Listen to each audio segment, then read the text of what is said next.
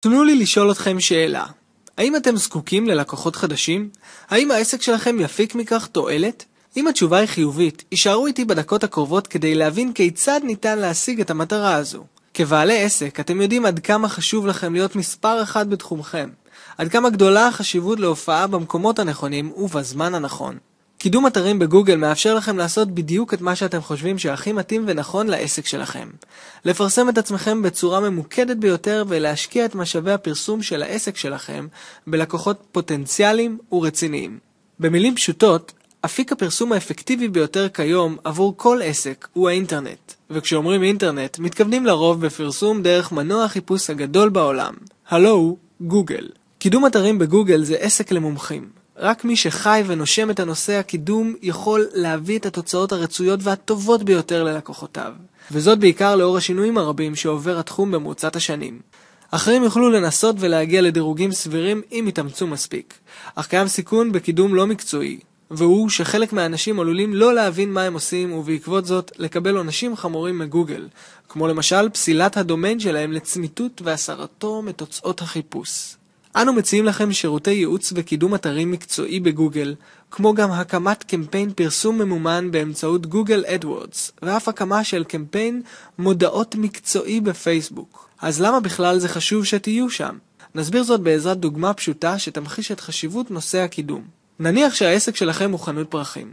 כיום, נוטים אנשים רבים לפנות לגוגל כאשר הם מחפשים שאילתת חיפוש מסוימת. לשם הדוגמה, ניקח את מוטי, אשר מעוניין להפתיע את חברה שלו עם זר פרחים לרגל יום השנה שלהם. מוטי נכנס לגוגל ומקיש חנות פרחים.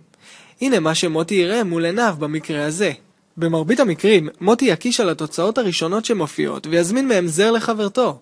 האם אתם יכולים להרוויח מכך? בוודאי! נחשו כמה הזמנות הייתם יכולים לקבל אם רק היה לכם אתר שממוקם כה גבוה בתוצאות החיפוש של גוגל, עבור מילים רלוונטיות לעסק שלכם, כמו חנות פרחים, משלוחי פרחים וכיוצא בזה.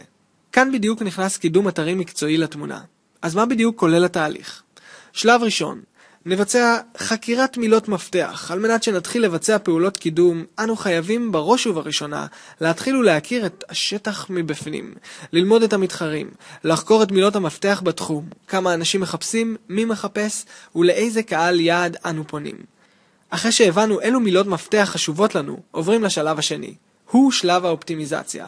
בשלב זה אנו נתחיל לבצע את ההתאמה לאתר מבחינת החלק הפנימי, הקוד שבו, וגם בחלק החיצוני של התוכן.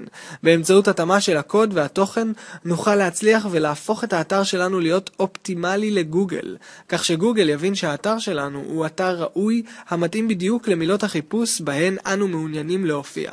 שלב שלישי. הוא שלב יצירת התשתית. כדי לגרום לאתר שלכם להיות ראשון, לא די לחקור את מילות המפתח ולהכין את האתר.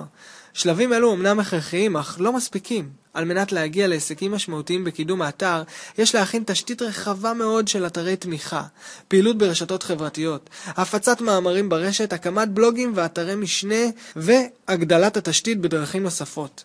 באמצעות העבודה המורכבת של יצירת תשתית, אנו גורמים לאתר שלנו להיות פעיל ברשת. גוגל אוהב את הערנות הזאת ומעלה את הדירוג של האתר שלנו בהתאמה. יש לציין כי הפעולות של בניית תשתית אינן מורכבות מאוד, וכמובן גם במקרה הזה שימוש לא נכון בתשתית עלול להסב לנו יותר נזק מתועלת, ואף להעיף את האתר מתוצאות החיפוש. קידום אתרים בגוגל חייב להיות בידיים של מקצוענים. לפעולה של קידום מוצלח שכר בצידה, והיא תביא לכם יותר לקוחות חדשים, הכנסות ותזרים יציב ועקבי לאורך זמן. פנו אלינו עוד היום ונשמח לעמוד לשירותכם.